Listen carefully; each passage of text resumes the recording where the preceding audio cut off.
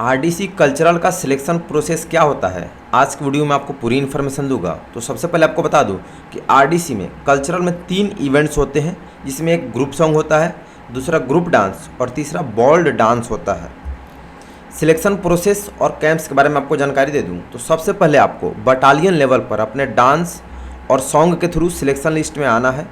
जिनका selection battalion level पर हो जाता है उन्हें आईजीजीबीसी कैंप यानी inter group governor banner competition के लिए सिलेक्ट कर लिया जाता है। उसके बाद आपका आईजीजीबीसी कैंप शुरू होता है। तो आईजीजीबीसी कैंप फाइट करने से पहले आपको ग्रुप लेवल पर 2 सिलेक्शन कैंप्स और एक आईजीजीबीसी लॉन्चिंग कैंप अटेंड करना पड़ता है। सिलेक्शन कैंप में आपको आपके सिंगिंग और डांस से परखा जाता है और आपका चयन किया जाता है। ग्रुप लेवल आईजीजीबीसी टीम के लिए सिलेक्शन हो जाता है।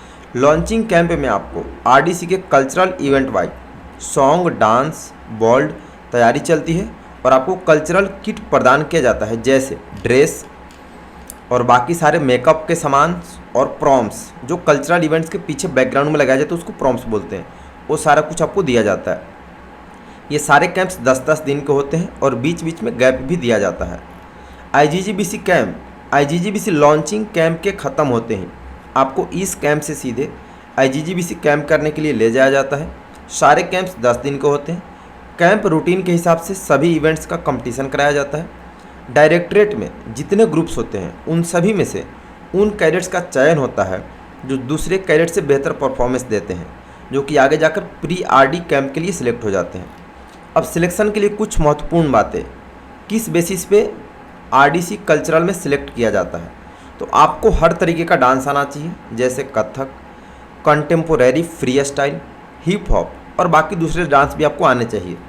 आपकी पर्सनालिटी, एक्सप्रेशन और आप अपने आप को दूसरे के सामने कैसे रिप्रेजेंट कर रहे हैं, यह ज़्यादा इंपॉर्टेंस रखता है कल्चरल इवेंट में या आरडीसी का जो भी इवेंट है। आपको डांस और सिंगिंग दोनों आना चाहिए, यह बहुत ज़्यादा इंपॉर्टेंस रखता है सिलेक्शन के लिए। मतलब आपको डांस भी आना चाहिए और गाना गाने भी आना चाहिए। अब प्री आरडी कैंप्स, इन कैंप्स में आरडी कैंप्स की तैयारी जोरों शोरों से शुरू हो जाती है। प्री आरडी कैंप्स की संख्या 4 होती है, जिसमें से अंतिम का एक कैंप आरडीसी लॉन्चिंग कैंप कहलाता है। ये सभी कैंप्स 10-10 दिन के होते हैं। इसमें जो कैडेट्स बेहतर परफॉर्मेंस देते हैं उनका सिलेक्शन अगले कैंप्स के लिए होता है। बाकी कैडेट्स को रिजेक्ट करके उनको पुनः बटालियन भेज दिया जाता है। प्री आरडी 1 कैंप लगता है, फिर आरडी 2 कैंप लगता है। तो इसमें आपकी जोरों शोरों से तैयारी चलते रहती है और जो कैडेट खराब परफॉर्मेंस देते हैं उनको रिजेक्ट कर दिया जाता है। प्री आरडी 3rd कैंप, इस कैंप में आपका आरडीसी के लिए डॉक्यूमेंट वेरिफिकेशन भी शुरू हो जाता है और साथ में तैयारी भी चलती रहती है। आपको आपका डिटेल्स ले लिया जाता है आपसे और आपको 10 पेजेस के कलरफुल फॉर्म की 4 कॉपी दी जाती है। इसको फिलअप करके अगले कैंप में लाना होता है। फॉर्म में 1 पेज पुलिस वेरिफिकेशन का होता है, जिसमें आपको पुलिस से वेरीफाई कराना होता है, जिसके लिए थोड़ी सी आपको मुश्किलें होती है। इसके बाद आपका मेडिकल फिटनेस सर्टिफिकेट, कॉलेज से सिग्नेचर, स्टाम्प और बटालियन से भी आपके सीओ साहब के सिग्नेचर के साथ डॉक्यूमेंट को रेडी किया जाता है। और ये सारा डॉक्यूमेंट आपको रेडी करके आरडी कैंप के अंतिम पड़ाव यानी आरडी लॉन्चिंग कैंप में लेके आना होता है। आरडी लॉन्चिंग कैंप, जिसको प्री आरडी कैंप 4th भी बोलते हैं, यह कैंप अब तक का सबसे मुश्किल कैंप होता है, क्योंकि आपको प्रैक्टिस, डॉक्यूमेंट वेरिफिकेशन, किटिंग आदि सब एक साथ करना होता है।